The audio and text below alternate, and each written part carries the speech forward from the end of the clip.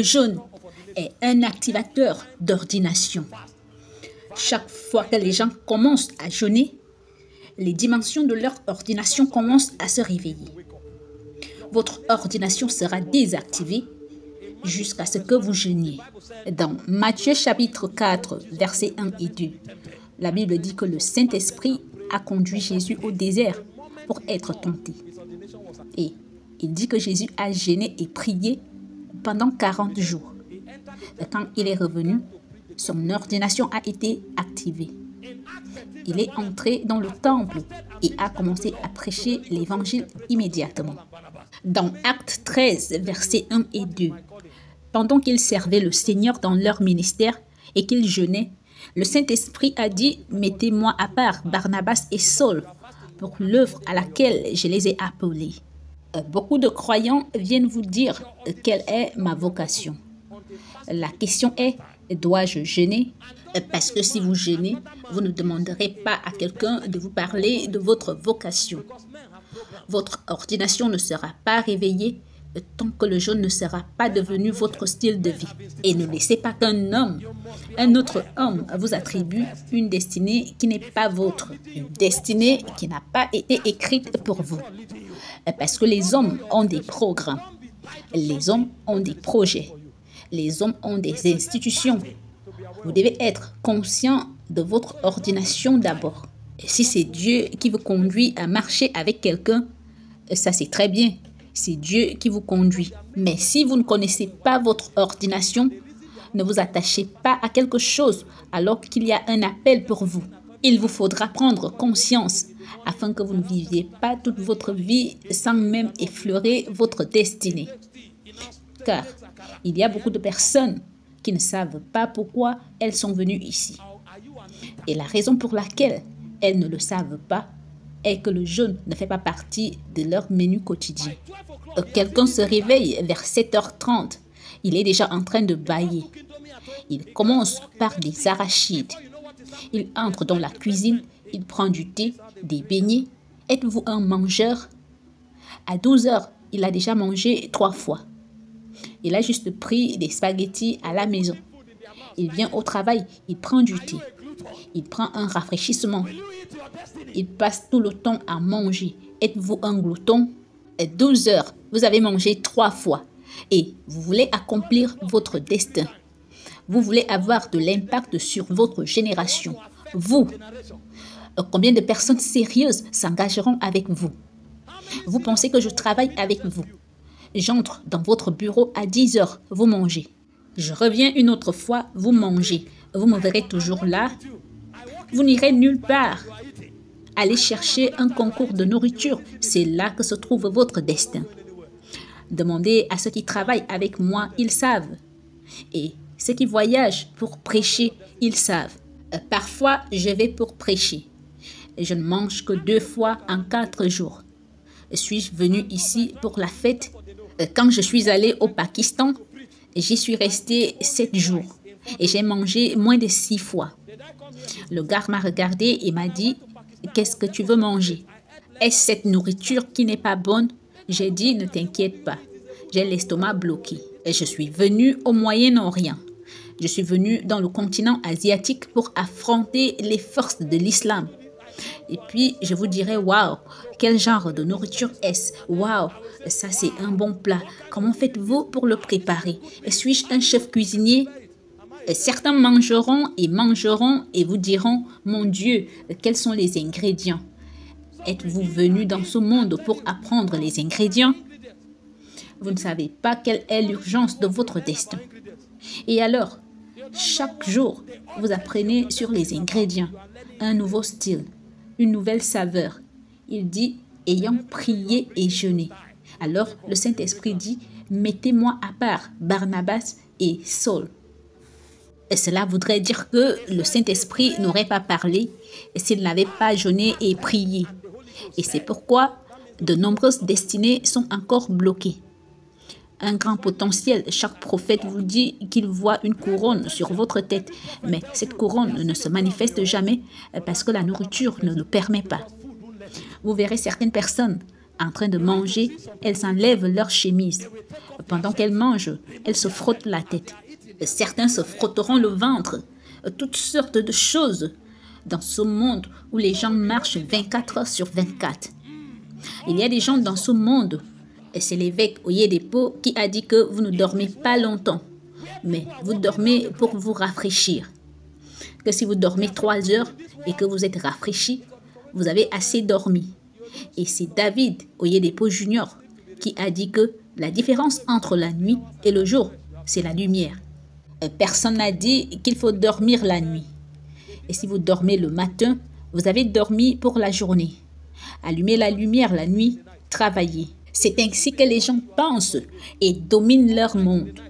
Vous êtes là en train de dire, amenez un chef, amenez un nutritionniste et vous suivez un emploi de temps, un régime. Et ça, c'est ce que vous mangez le matin. Et ça, c'est ce que vous mangez dans l'après-midi. Et ça, c'est ce que vous mangez le soir. Et au cas où vous ne dormez pas tôt, prenez du thé à 11 heures pour que vous puissiez bien vous reposer. Il y a un endroit où l'on peut se reposer pour toujours et à jamais. C'est la tombe. Et si vous ne faites pas attention, vous y irez plus tôt. Quand les gens se pressent dans la destinée, comme il est malheureux que certaines destinées ne s'accomplissent pas à cause de la nourriture, cela ne sera pas votre portion. Et tout ce qui est écrit sur vous, vous le manifesterez durant votre vie. Et vous ne le ferez même pas dans la vieillesse. Il y a un pouvoir que vous activez quand vous jeûnez. Ce n'est pas une activité religieuse, c'est une façon d'éveiller votre destin. Savez-vous le destin que certains hommes portent et qu'ils ne le réalisent jamais? Et je suis devenu sérieux avec ma vie quand j'ai su qu'il n'y avait rien de nouveau sous le soleil. Parce que vous ne savez pas si ce que Dieu vous a appelé à faire est une contribution de ce que Paul faisait. Si Jean pouvait venir dans l'esprit d'Élie, Élie n'est pas le seul à avoir laissé un esprit. Il y a l'esprit de Paul qui marche sur la terre. Comment puis-je dire que je suis un prédicateur? Je me dis apôtre et je lis ce que les apôtres d'autrefois ont fait. Et j'ai le luxe de dormir et de manger ce que je veux. Je suis un plaisantin. Tu es un homme d'affaires. Connais-tu la destinée que tu es venu porter? Connais-tu le vide dans le destin que tu es venu accomplir? Connais-tu les consécrations qui donnent du pouvoir à cette destinée? Et qui t'a dit que tu peux manger quand tu as faim? Il dit, malheur à toi pays dont le roi est un enfant et dont les princes mangent dès le matin. Nous ne mangeons pas pour le plaisir, nous mangeons pour la force. Et quand tu trouves un homme de destinée en train de manger, il se forge une force pour marcher dans les œuvres de sa destinée.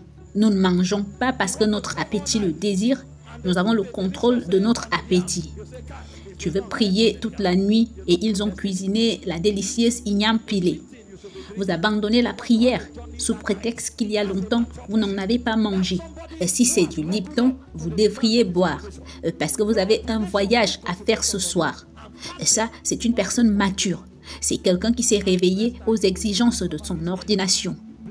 Votre ordination vous impose des consécrations et le jeûne est l'une de ces consécrations.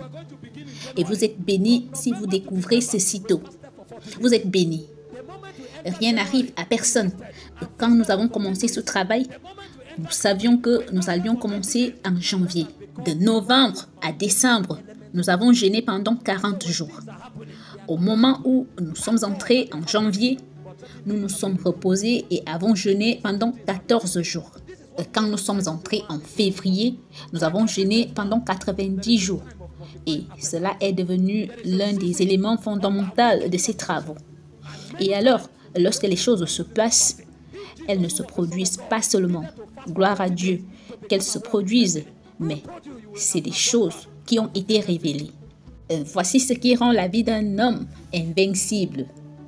Recherchez dans la vie de chaque grand homme, il y a une période de fortification. Il y a une saison d'activation d'ordination. Et que dans la plupart du temps, ces saisons sont des saisons de fortification. Et si Jésus, qui était le Fils de Dieu, avait besoin de jeûner pendant 40 jours, qui t'a dit que tu peux éviter le jeûne et accomplir ta destinée? Le jeûne provoque le réveil. Si vous ne jeûnez pas, votre vie spirituelle aura des hauts et des bas. Des hauts et des bas, des hauts et des bas. Trouvez un homme qui est constamment en feu. Il a gagné la bataille sur la nourriture. Il a conquis son appétit. Rien ne provoque de mouvement dans l'esprit de l'homme comme sa souscription à son appétit. Vous voulez être en feu pour Dieu, vous devez maîtriser votre appétit. Si vous n'avez pas la maîtrise de votre appétit, vous ne pouvez pas garder le feu de Dieu. Chaque fois qu'il y a réveil, les hommes viennent vers Dieu par le jeûne. Daniel chapitre 9, verset 3. Joël chapitre 2, verset 12. Il n'y a pas de réveil sans jeûne. Quand Dieu entre parmi les hommes, découvrez s'ils se sont humiliés à travers le jeûne. Et alors, au lieu de poursuivre les gens en leur disant « Donne-nous de ton onction », allez-y activer la vôtre au lieu de prière. Parce que tout ce qui vous est donné peut être repris. Mais tout ce que vous découvrez est vôtre pour toujours. Personne ne peut vous le prendre. Je ne suis pas en feu juste parce qu'on m'a imposé les mains. Je me suis donné à certaines choses. Chaque fois que mon esprit est affaibli, il y a une prescription de 14 jours que je prends. Je prie pour 1 heure pour chaque 3 heures. De 6 heures à 7 heures. De 9 heures à 10 heures. De 12 heures à 13 heures. De 15 heures à 16 heures. De 18 heures à 19 heures. Je maintiens ce programme pendant 14 jours et je lis le Nouveau Testament en jeûnant et priant. Et si je fais cela, oh mon Dieu, peu importe combien ma batterie est faible, elle reprend vie. Car l'une des façons de s'enflammer est de s'engager systématiquement sur l'autel du jeûne. Et si vous jeûnez assez longtemps, vous remarquerez que même le monde deviendra bruyant pour vous. Jeûnez pendant 7 jours et sortez de votre maison et découvrez. Même le football deviendra bruyant. Parfois, vous jeûnez jusqu'à ce que même l'atmosphère, vous puissiez la censurer. L'air passe, vous pouvez capter chaque air qui touche votre corps. Votre sensibilité est si forte. Il y a de temps où je jeûne plus de 21 jours. Même si je suis couché en train de dormir, si quelqu'un est à la porte, je peux me réveiller et vous dire telle personne est à la porte. Vous pouvez vraiment lire tout ce qui se passe autour de vous. Vous devenez comme un lecteur. Comment le diable peut-il vous prendre sur lui si vous êtes si vivifié? Et si vous êtes aussi sensible, c'est impossible. Avant que quoi que ce soit n'arrive, vous l'arrêtez dans les cieux. Vous le liez là, afin que ça n'arrive pas sur terre. Les chrétiens sont tièdes parce qu'ils se sont donnés à tout ce que leur appétit désire. C'est pourquoi ils ne peuvent pas voir le poids et la puissance de leur destin. Enfin, le jeûne provoque la récompense. Quand un homme jeûne, Dieu est attentif. Il récompense ceux qui œuvrent à l'autel du jeûne. Matthieu chapitre 6, versets 16 et 17. Il dit que lorsque vous jeûnez, ne prenez pas un air triste comme les hypocrites qui se rendent le visage tout défait pour montrer aux hommes qu'ils jeûnent. Il dit qu'ils reçoivent leur récompense. Il dit, mais toi, quand tu jeûnes, il dit de te parfumer la tête et de te laver le visage.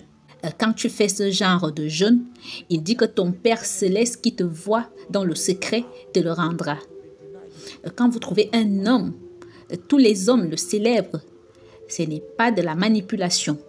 C'est quelque chose qu'ils ont fait en secret. Le jeûne en fait partie.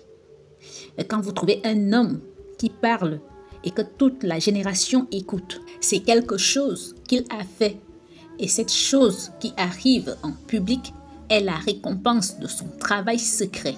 Alors, lorsque les gens ne jeûnent pas et qu'ils veulent utiliser la manipulation pour recevoir l'honneur que ceux qui jeûnent reçoivent, c'est une fraude spirituelle. Donc, il ne s'agit pas de parler ou de s'habiller comme l'homme. C'est la récompense que Dieu met en l'homme. Et l'une des choses qui provoque ce type de récompense est une vie de jeûne. Si vous ne jeûnez pas, vous vous faites une défaveur parce qu'il y a de nombreux bénéfices que votre vie devrait avoir qui vous seront refusés parce que vous ne jeûnez pas.